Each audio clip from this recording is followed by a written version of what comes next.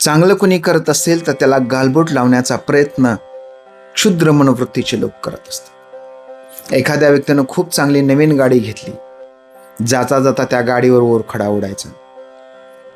एखाद्यानं फार सुंदर पदार्थ आपल्याला खाण्यासाठी केला, त्याच्यामध्ये काहीतरी खोट काढायची, जाणून बुजून विनाकारण. अशी माणसं समाजामध्ये असतात. अशा माणसांना उद्देशून जो श्लोक महाराजांनी लिहिलेला आहे, अशा माणसांची पारख करणारा हा जो श्लोक आहे, हा श्लोक आपण आजच्या भागामध्ये घेणार आहोत. हा भाग क्रमांक 92 आहे आणि बुधभूषणच्या पहिल्या अध्यायातील आजचा श्लोक हा श्लोक क्रमांक 174 आहे. आणि हा श्लोक आहे तो म्हणजे काक आणि गजेंद्र. काक म्हणजे कावळा, गजेंद्र म्हणजे हत्ती.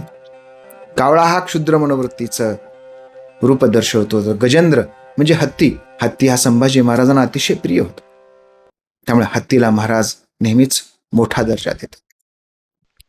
काय लिहितात महाराज? मूलोत्सर्गम गजेंद्रस्य मूर्ध्नि काकः करोति यः कुलानुरूपम तत्तस्य यो गजो गज यवसः. मूलोत्सर्ग केला म्हणजे विष्ठा केली.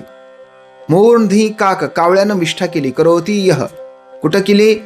गजेंद्रस्य मूर्धना म्हणजे गजेंद्राच्या मस्तकावर काय केली? कावळ्यानं विष्ठा केली. हातीबा केवढा महाप्रचंड शक्तिशाली, ताकदवान, परंतु मस्तकावरची विष्ठा तो स्वतः साफ करू शकत.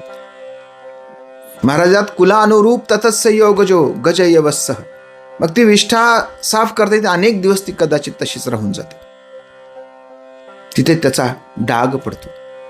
विष्ठेचा डाग जरी हत्तीच्या मस्तकावर पडला तरी हत्तीचा जो मोठेपणा आहे, कुलानुरूप म्हणजे त्याच्या कर्तृत्वानं प्राप्त केलेला हा जो मोठेपणा आहे, हा मोठेपणा मात्र कावळ्यालाच काय, कुणालाही हिरावून घेता येत नाही.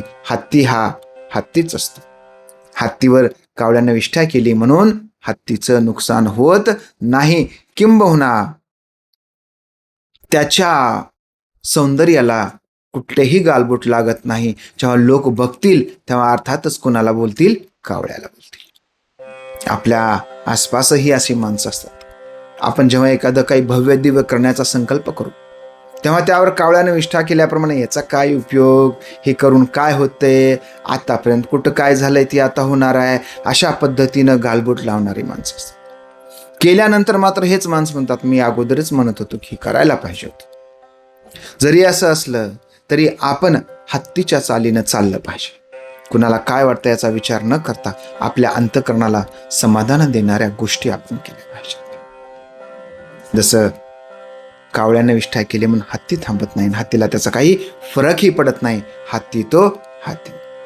हाथी चले बाजार, कुत्ते भौंके हजार. हत्तीला फरक पडत नसतो. शंभूराजेच्या प्रिय हत्तीला वंदन करून थांबूया.